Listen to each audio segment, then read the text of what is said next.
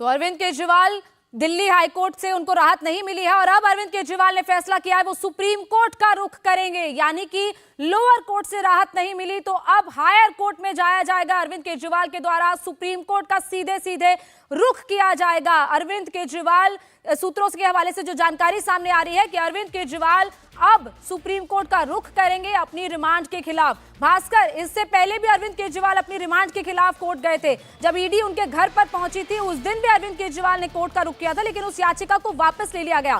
भास्कर, इस वक्त क्या और आम आदमी पार्टी की आगे की स्ट्रैटेजी है? क्या सिर्फ लीगल रुख ही अख्तियार करेंगे या अब आगे स्ट्रैटेजी तैयार की जाएगी? पार्टी कैसे चलेगी?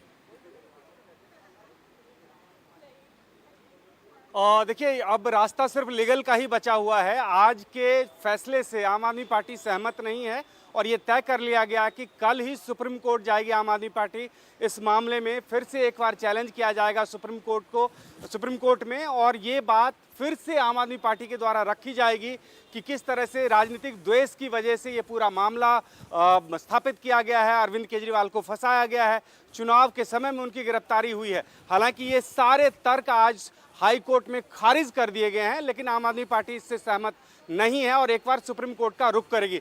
जहां तक आपने पूछा था कि जिस दिन अरविंद केजरीवाल की गिरफ्तारी हुई थी उस दिन भी सुप्रीम कोर्ट का रुख किया था, तो निश्चित रूप से यह फैसला लिया गया था, लेकिन बाद में खुद ही वापस कर लिया गया था क्योंकि मनीष सिसोदिया के केस में आम आदमी पार्टी के पास में यह अनुभव था कि सीधे सुप्रीम कोर्ट जाना उनके लिए नुकसानदायक हो सकता है। सुप्रीम कोर्ट से ये कहा जा सकता है कि आप लोअर कोर्ट में जाइए और उसके बाद प्रॉपर चैनल के थ्रू सुप्रीम कोर्ट में आइए, इसीलिए वो याचिका वापस कर ली गई थी।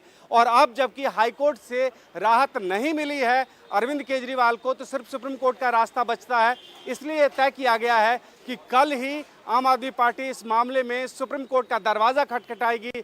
जिन तर्कों के आधार पे हाई कोर्ट में ये दलील दी जा रही थी आम आदमी पार्टी के वकीलों के द्वारा, अरविंद केजरीवाल के वकीलों के द्वारा, कि राजनीतिक सोच समझ के साथ उनको फंसाने के लिए ये सब किया गया है, वही तर्क एक बार फिर से रखने की कोशिश की जाएगी। ये एस्टैब्लिश करने की कोशिश की जाएगी कि कैसे शरद चंद्र रेड्डी से पैसे लिए गए और उसके बदले में उसको जमानत दे दी गई और उसके आखिरी बयान को आधार बना के अरविंद केजरीवाल की गिरफ्तारी की गई।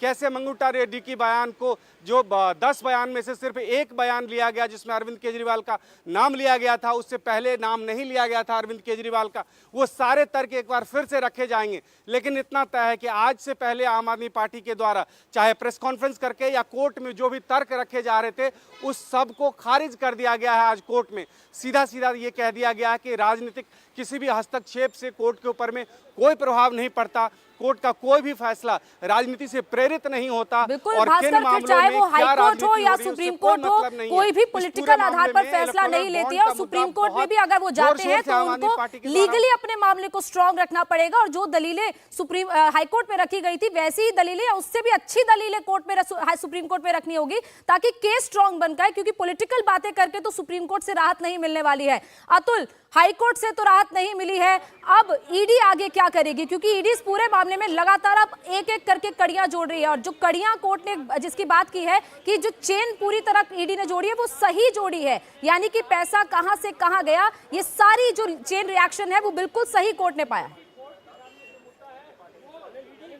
गौनिका, बहुत बड़ी जीत है आज ईडी के लिए। हाई कोर्ट ने जिस तरीके से गिरफ्तारी को बिल्कुल सही पाया है, ये बोला कोर्ट ने कि गिरफ्तारी बिल्कुल सही है, गलत तरीके से गिरफ्तारी अरविंद केजरीवाल की नहीं की गई है। और जिस तरीके से लगातार अप्रूवर्स के ऊपर सवाल उठाए जा रहे थे उसको लेकर जो है वो हाई कोर्ट ने तल्ख टिप्पणी की है और उन्होंने बोला कि जो बयान होते हैं वो अप्रूवर जो बनाया जाता है वो जो कोर्ट है वो डिसाइड करता है और कोर्ट के सामने ये बयान होते हैं। और जिस तरीके से अप्रूवर का जो कानून है, अप्रूवर ये कानून जो है वो 100 साल पुराना है, तो निश्चित रूप से जो ईडी की तरफ से दलीलें एएसजी एसवी राजू ने रखी थी उनको हाई कोर्ट ने बिल्कुल सही पाया।